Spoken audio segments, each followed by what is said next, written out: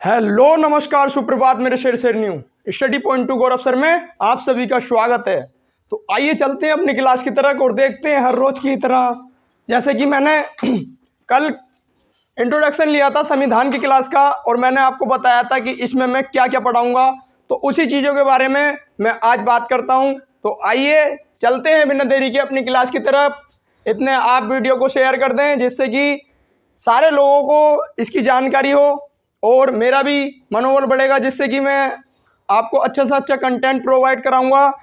तो देखते हैं, चलते हैं, देखते हैं आज के संविधान के बारे में और शुरू करते हैं भारत का संवैधानिक विकास। जैसे कि मैंने बताया, मैंने आपको लिखवाया था, आपने नोट करके रख लिया होगा। नहीं, जिसने नोट नहीं किया है वो अब मेरी पहली क्लास को देखें और चैप्टर वाइज नोट करें कि मैं क्या क्या कैसे कैसे पढ़ाऊँगा, उसी के बारे में मैं बताता हूँ। मैंने आपको कल की क्लास में पॉइंट नोट कराया था। जो पहला पॉइंट था, वो पहला पॉइंट कौन सा था? भारत का संवैधानिक विकास। भारत का संवैधानिक विकास, तो इसी के बारे में हम देखेंगे। और इसी के अंदर मैंने कुछ पॉइंट लिखवाए थे कि मैं किस किस के बारे में बात करूंगा। तो आज मैं देखूंगा किसके बारे में, तो विदेशी आगमन, विदेशियों का आगमन या विदेशी आगमन के बारे में हम बात करेंगे। और विदेशियों में भी खासकर हम किसके बारे में बात करेंगे? अंग्रेजों के बारे में, क्योंकि हमारा जो संविधान शुरू होता है वो अंग्रेजों से ही शुरू होता है और अंग्रेजों ने ही हमको संविधान बनाने पर मजबूर किया था, जिससे कि हम अपनी सारी दस्तावेज एक जगह इकट्ठा कर रख सकें और आने वाली पीढ़ियां इसी के हिसाब से सारी चीज़ों को लेकर चलें। इसीलिए हमें संविधान बनाने की ज़रूरत पड़ी। मैं आपको बताऊंगा कि हमें संविधान क्यों बनाना पड़ा, इसके बारे में भी जानकारी दूंगा। अब हम देखते हैं विदेशियों के बारे में। तो विदेशी, तो आप 1498 में कौन आया था भारत के अंदर? Vasco D gamma. लेकिन उससे भी पहले मैं आपको बताता हूँ 1494 में क्या हुआ था। हम पढ़ रहे हैं विदेशी आगमन के बारे में। मैंने आपको ये पॉइंट लिखवाया था, मैंने बताया था 1 बाय 1 हर ऑप्शन के बारे में बताऊंगा। कल मैंने हेडिंग लिखवाई थी और आज इन्हीं के बारे में देखता हूँ। तो हम लेके चलते हैं विदेशियों के आगमन से। तो सबसे पहले देखते हैं कौन सा विदेशी के आगमन में 1494 की बात करते हैं। और 1494 में हुआ क्या था?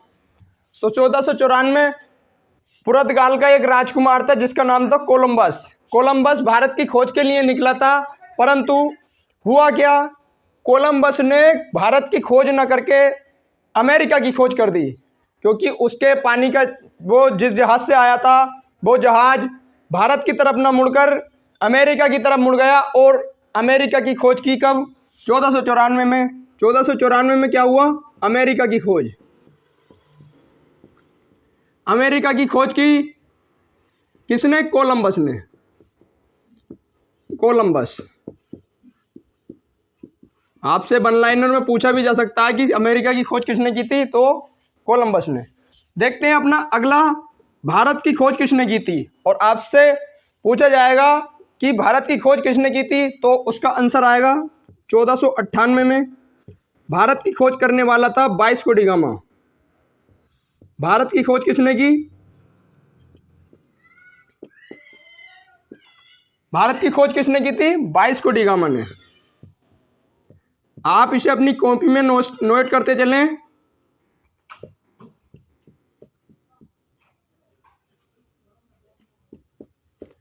आप इसे अपनी कॉपी में नोट करते चलें। मैं आपको बारीक से बारीक जानकारी के बारे में सारी जानकारी दूंगा, क्योंकि मैंने क्लास के जो सीरीज है उसका नाम रखा है शेर शेरनियों की उड़ान। और शेर शेरनियों की उड़ान को ही मैं उड़ाने के लिए आया हूँ। तो मैं सारे पॉइंटों को लिखवाता चलूँगा, आप 1 बाय 1 नोट करते चलें। जैसे 1498 में कौन आया?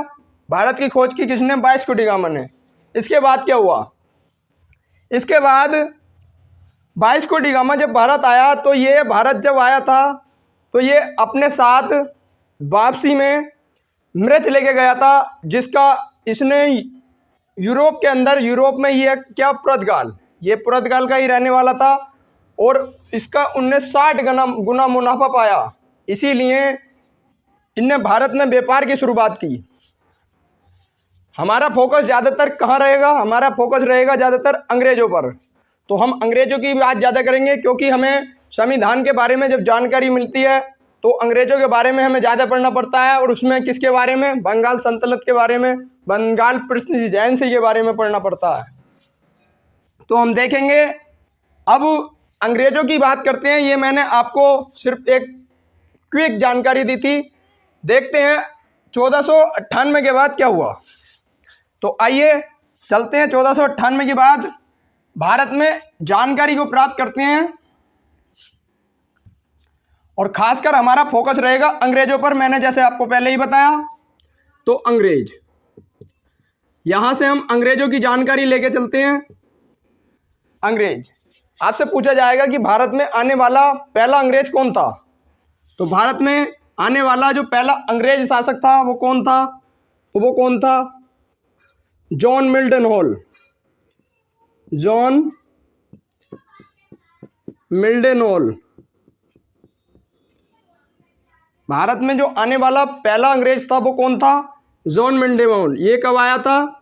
तो आया था 1599 में। और आपसे एक क्वेश्चन और भी पूछा जा सकता है कि जॉन मिल्टन हॉल 1599 में आया, लेकिन आपसे पूछा जाएगा अकबर के दरबार में आने वाला पहला अंग्रेज कौन था? तो अकबर के दरबार में आने वाला कौन था? तो आने वाला कौन था? Ralph Fitch. Ralph Fitch. आपसे पूछा जाएगा अकबर के दरबार में सबसे पहले कौन आया था? वो कौन आया था? Ralph Fitch. जबकि भारत आने वाला कौन था? तो वो कौन था? जॉन मिल्टन हॉल 1599 में। अंग्रेजों के बारे में मैंने जानकारी दी।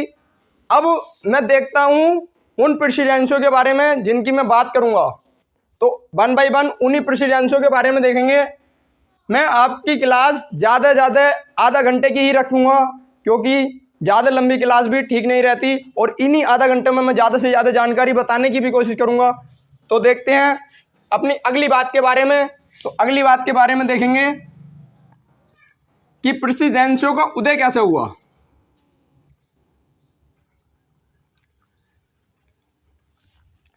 प्रेसिडेंसियों का उदय, तो लिख लें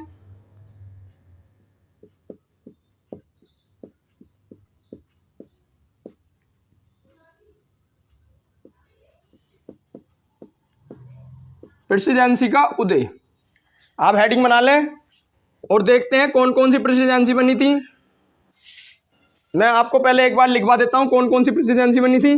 तो पहले कौन सी बनी थी?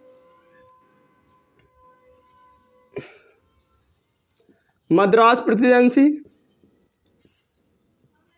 और इसके बाद कौन सी बनी? बंबई। और फिर कौन सी बनी? बंगाल। इन तीनों प्रेसिडेंसियों के बारे में देखते हैं कौन सी कैसे बनी। तो किसकी स्थापना कब हुई थी? तो 1640 की बात है। 1640 में अंग्रेजों ने किसकी स्थापना की? मद्रास की। मद्रास की स्थापना की। और इसी मद्रास में क्या हुआ? इसी मद्रास के अंदर इन्होंने अपना किला बनवाया, जिस किले का नाम था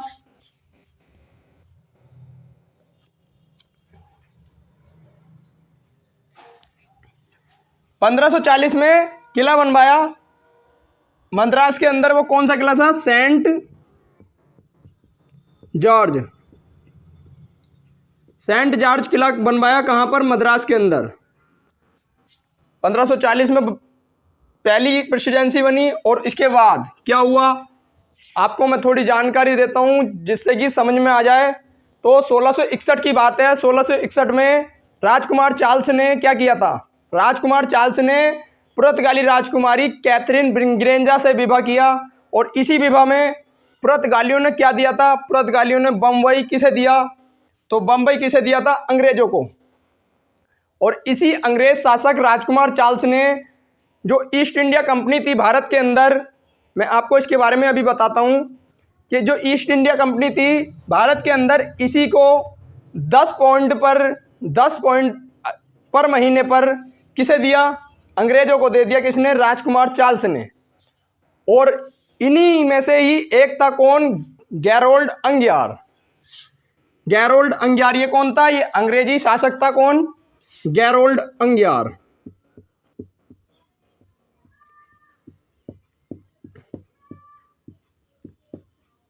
इसी गैरोल्ड अंगियार ने क्या किया? इसी गैरोल्ड अंगियार ने ही स्थापना की किसकी? बॉम्बे की। बॉम्बे की स्थापना किसने की? तो वो किसने की? गैरोल्ड अंगियार ने। आपसे पूछा जाएगा कि आधुनिक बंबई का संस्थापक किसे माना जाता है? तो आधुनिक बंबई का संस्थापक गैरोल्ड अंगियार को माना जाता है। आप इसका आंसर लगाएंगे गैरोल्ड अंगियार। और दूसरी प्रेसिडेंसी हमारे पास इस तरह से बनी। अगली प्रेसिडेंसी के बारे में देखते हैं, बंगाल। बंगाल कैसे बनी? तो बंगाल के बारे में थोड़ा देखने से पहले मैं आपको बता दूं कि एक अंग्रेजी गवर्नर था। कौन? जॉब चॉर्नोक। कौन? जॉब चॉर्नोक। जॉब चॉर्नोक।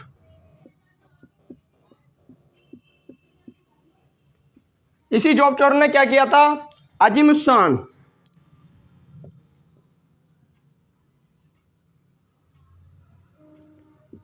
अजीम उस्सान ये कौन था? ये तो था जॉब चॉर्नोक। कौन था? ये तो अंग्रेजी शासक था। और ये कौन था? तो आप जानते होंगे, औरंगजेब। औरंगजेब का ही पौत्र कौन हुआ करता था? औरंगजेब का पौत्र कौन था? औरंगजेब का पौत्र कौन था? तो औरंगजेब का पौत्र कौन था? तो वो कौन था? अजीम उस्सान। और इसी अजीम उस्सान ने जब ये बंगाल का क्या था? बंगाल का क्या था? तो बंगाल का क्या था? सूबेदार। क्योंकि इस टाइम क्या होते थे? सूबे। तो बंगाल का क्या था? सूबेदार। कहाँ का? बंगाल का। तो इसी बंगाल के अंदर क्या किया? इसी बंगाल के अंदर क्या किया गया कि अजीम उस्सान ने 3 गांव जॉब चॉर्नोक को दिए। कौन से? एक था सूतानती, दूसरा था कालिकाता, और तीसरा कौन सा था? गोविंदपुर। गोविंदपुर। इन्हीं तीनों गांवों को मिलाकर क्या किया गया? कोलकाता शहर की स्थापना की गई।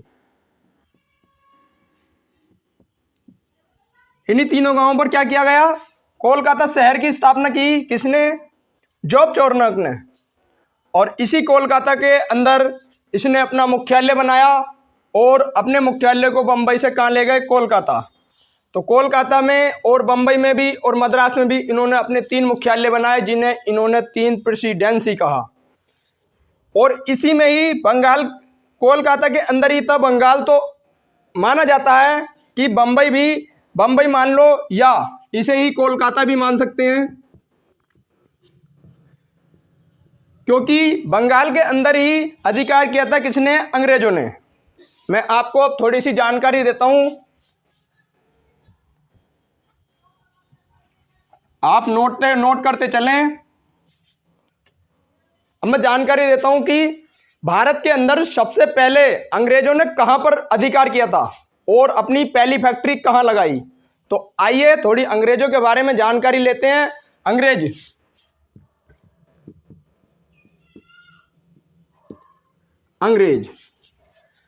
अंग्रेज भारत में आए थे 1599 में। और कौन आया था? जॉन मिल्डन। तो जॉन मिल्डन।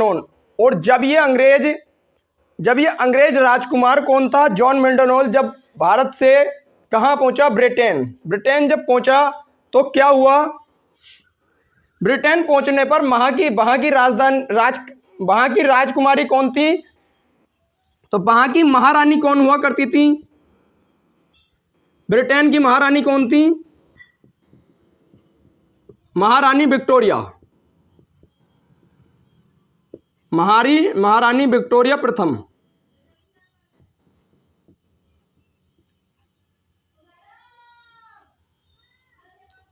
विक्टोरिया नहीं, वो एलिजाबेथ प्रथम, एलिजाबेथ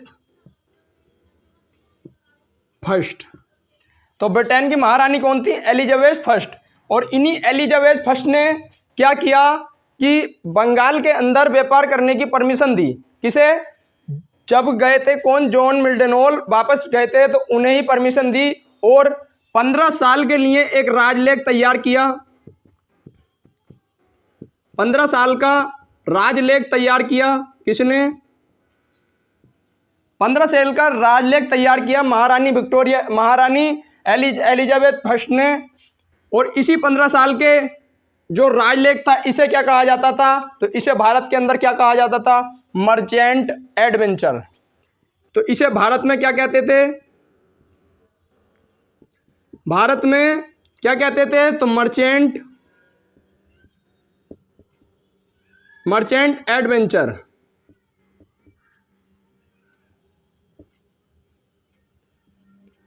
मर्चेंट एडवेंचर। और ये महारानी विक्टोरिया ने एक राजलेख तैयार किया 15 साल का, जिसे कहा गया भारत में मर्चेंट एडवेंचर। और इसी मर्चेंट एडवेंचर ने क्या किया? भारत के अंदर 15 साल व्यापार किया। मर्चेंट एडवेंचर ने क्या किया? 15 साल भारत के अंदर व्यापार किया। और आपसे पूछा जाएगा कि भारत के अंदर इन्हें परमिशन किसने दी थी? तो भारत के अंदर इन्हें व्यापार करने की परमिशन किसने दी थी? तो 1608 की बात है। तो 1608 की बात है। 1608 में क्या हुआ? विलियम हॉकिंस, जहां इस टाइम पे जो मुगल बादशाह था वो कौन था? तो मुगल बादशाह कौन था? मुगल बादशाह था कौन? जहांगीर। और इसी जहांगीर ने क्या किया? अंग्रेजों को परमिशन दे दी। किसकी? भारत के अंदर व्यापार करने की परमिशन दी। किसने दी? जहांगीर ने। जहांगीर ने अंग्रेजों को परमिशन दे दी 15 साल तक व्यापार करने की। और कौन आया था इसके दरबार में? तो कौन आया था? William Hawkins.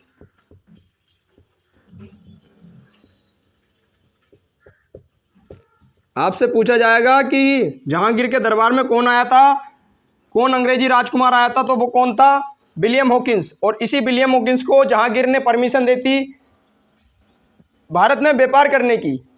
तो भारत में व्यापार करने की परमिशन दी और धीरे धीरे ये अपना सारे भारत पर हक जमाने लगे। और इन्होंने सबसे पहले जो अधिकार किया, आपसे पूछा जाएगा कि इन्होंने सबसे पहले अधिकार कहाँ पर किया था? तो सबसे पहले अधिकार किया कहाँ पर? बंगाल में।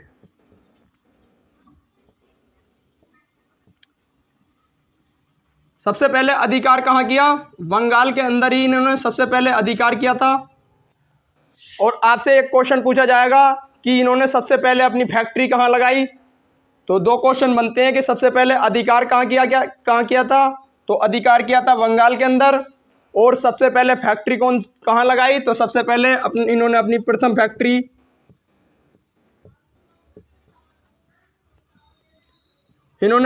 फैक्ट्री कहाँ लगाई थी? तो इन्होंने अपनी प्रथम फैक्ट्री सूरत के अंदर लगाई। और कब? 1613 के अंदर। 1613 में लगाई इन्होंने अपनी सूरत में प्रथम स्थायी फैक्ट्री को। कहाँ लगाया? सूरत के अंदर। आपसे दो क्वेश्चन बनेंगे कि अधिकार कहाँ किया? बंगाल के अंदर। और प्रथम फैक्ट्री कहाँ लगाई? 1613 में। कहाँ लगाई? तो ये लगाई सूरत में। जबकि अस्थायी फैक्ट्री कहाँ लगाई थी? तो अस्थायी फैक्ट्री इन्होंने अपनी अस्थायी फैक्ट्री 1611 के अंदर कहाँ लगाई? मछलीपट्टनम के अंदर। कोई बताएगा कि मछलीपट्टनम कहाँ है? मछलीपट्टनम यह है आंध्र प्रदेश के अंदर। आंध्र प्रदेश में इन्होंने 1611 में अस्थायी फैक्ट्री, जबकि 1613 के अंदर कौन सी फैक्ट्री लगाई? स्थायी फैक्ट्री। और इसके बाद क्या हुआ? इन्होंने बंगाल पर अधिकार किया और धीरे धीरे ये अपना सारे भारत के अंदर अपना हक जमाने लगे और सारे भारत में अपना अधिकार करने लगे। इसीलिए हम अगले ही दिन क्या पढ़ेंगे? अब तो आज की क्लास हमारी यहीं रुकेगी, क्योंकि हम अगले दिन से अब शुरुआत करेंगे किसकी। पहले एक पॉइंट और नोट कर लें कि आपसे अगर पूछा जाए कि जो मर्चेंट एडवेंचर जो राज लेक बनाया था ये कब बनाया था, मैंने इसकी डेट लिखना भूल गया, तो ये कब बनाया था इधर लिख लें, 31 दिसंबर 1600 को क्या हुआ, 31 दिसंबर 1600 को राजलेख तैयार किया गया मर्चेंट एडवेंचर, और इसी दिन स्थापना हुई किसकी, ईस्ट इंडिया कंपनी की, ईस्ट इंडिया कंपनी। इसी ईस्ट इंडिया कंपनी ने क्या किया था, भारत के अंदर अधिकार किया और 15 साल तक व्यापार किया, और कहाँ पर, बंगाल के अंदर इन्होंने अपना पहला कब्जा जमाया, और इन्होंने अपनी पहली फैक्ट्री कहाँ लगाई थी, सूरत के अंदर 1613 में। ये स्टाई फैक्ट्री कहाँ लगाई थी, मछलीपट्टनम में 1611 के अंदर। किससे परमिशन ली थी, तो मुगल बादशाह जहांगीर से। किसने परमिशन ली थी, विलियम हॉकिंस ने।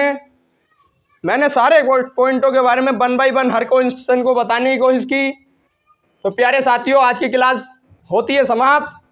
अगर आपको ये वीडियो पसंद आया हो तो इसे लाइक जरूर करें, और अपने सभी साथियों में बताएं कि हमारी संविधान की जो क्लास है वो शुरू हो चुकी है।